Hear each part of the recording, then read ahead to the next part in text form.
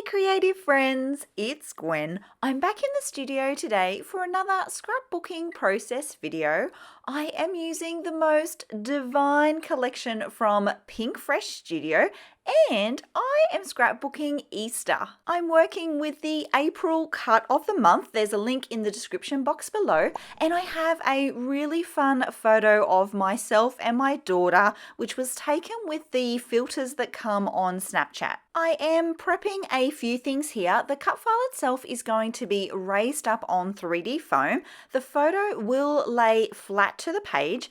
And yes, I'm being a little bit brave. I am going to add a little bit of paint to my background here. I really wanted to use this pattern paper for the background, but I was a bit concerned about the title and the text and it being a bit much on top of that background. So I have come up with a plan to just add some white acrylic paint to sort of create a bit of a layer between the background and my title for the page. What I'm doing here is pretty subtle, but I do find that these are the kind of things that can make a difference between having a really good layout and a fabulous layout. I wanted to have a lot of control over the paint that I applied, so I have used a brayer to do that. I didn't put any gesso or anything on this pattern paper. I knew I wasn't going to be using a lot of layers. It was just going to be a little bit of this white paint, and it hasn't warped the paper at all, which I'm very pleased about. And it's worked exactly how I had hoped. You'll see more of this in the close-up images at the end of the video. So here you can see the plan for the layout. You might notice that my daughter's top there, it has a word along the bottom edge of the photo. I had actually mirrored this photo. When I went to print it, I had mirrored it, and I had not realized or thought about the fact that the words on her t-shirt were now going to be mirrored. Not to worry, I will just find a type sentiment or a banner piece that can go over the top of those, and then no one will ever know. This is the very first layout that I am creating with this collection. I love it so much. It is so fresh and beautiful. And I was super keen to use one of these envelope-y kind of elements.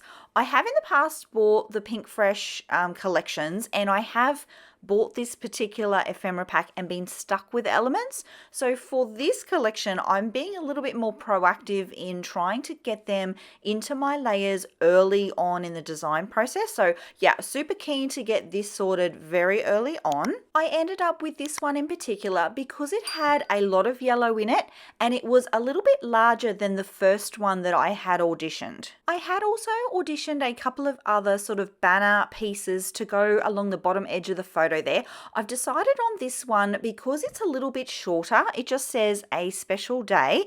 The other two were a fair bit longer. And I love that it's got the blue edge and then lots of different colors that I'm going to draw from the collection. Each of the letters there is a different color, and I have also raised that up on foam tape for dimension. I also want to add some chipboard pieces.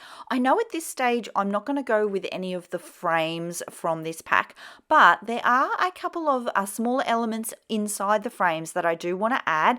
I often add little banners to the top of my photo edges and things, so that one did fit very nicely with the colors that I have going on. The smaller one that I placed at the bottom there does get moved. You'll see it come together as we go along. As I mentioned earlier, this is the first project that I'm completing with these supplies, and sometimes that can take a little bit longer than a collection that I've been using for some time, just because I'm a little less familiar with the pieces and the choices that I can make. So I do like to go through a lot of the supplies and audition lots of things in those first few layouts. As I use up a collection, I'll have fewer choices to make because I'm obviously using the supplies, but then I will also be more familiar with what parts sort of fit together nicely and what's included in the collection and what's not. Things are getting serious because I am gluing stuff down. I'm going to lock into position the pocket there on the right and my photo. It's now time for my favorite part of the process, auditioning all of the beautiful florals and creating some embellishment clusters. So for those, I like to think of an embellishment cluster a little bit like a cake that has layers. The bottom layers are the largest, and then I work from largest to smallest in size and layer them up on top of each other.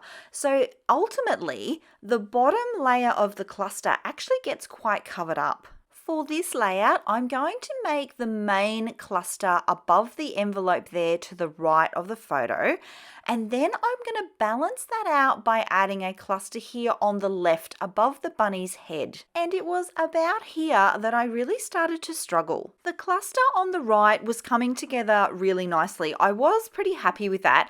I was just trying to get a feel for the size of it, like how far it should be extended past the envelope and past the photo. The cluster on the left, I was struggling with because of the shape of the bunny. So I kind of wanted to have the florals extend down a little bit further, but that's where the bunny's sort of nose sticks out, and then I felt like it was too far to the left. The cluster on the left was also made a bit trickier because of the pattern paper I had used for the bunny. It was kind of like florals on florals, and it almost, like I was saying earlier with that white background that I wanted to add, layering flowers in there kind of made it feel a bit chaotic for me. I do come up with a solution, but before that, I did place this tag down the bottom here. If I'm stuck on a part of a layout, what I will do sometimes is just step away from that part for a moment or two and go on to another section, a section that I'm more confident in.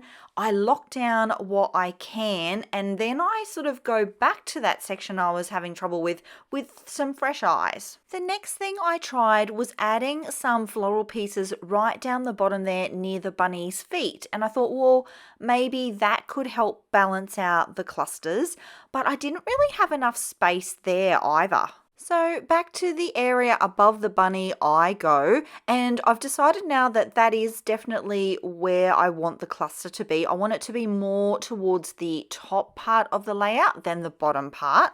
So it's just a matter of pressing on with the audition process, trying a few things, locking in what I'm happy with, and then coming back to that section as I'm feeling it more. Here is where I do a little bit more auditioning of chipboard pieces. I have moved the XOXO up into the P, and I do add in that round flare button in the top right hand cluster there. I decided that the cluster needed something a little bit more anchoring and something that would extend it higher up on the page. So I do end up with that little green and blue tag on the left there. That sort of changes the game a little bit. I feel like that gives that cluster a little bit more structure. I felt that the cluster was a little bit just wishy-washy. It was just a bunch of these like wildflowers that were mismatched, and I don't know, there's something about adding that tag for me that was a game changer for this cluster. One of the ideas I have for a really cohesive layout is to replicate icons within your clusters. So because that cluster on the right there has the florals and the round flare, I want to make sure that I have similar flowers and a round flare in the left-hand cluster. And you know what? Maybe that's why the tag fits so well, because I'm replicating that little envelope there on the right. I'm going to lock all of that into position, and I want to share with you here some close-up images just so you can see all the beautiful floral elements, those flare buttons, and of course the painted background. There really are so many pretty parts to this collection. If you're looking for even more ways to document spring and Easter photos, I've just made a video that I know you will love, 35 ideas for spring and Easter themed projects. I'll leave a link for it right here for you, and I'll see you all in the next video. Until then, bye!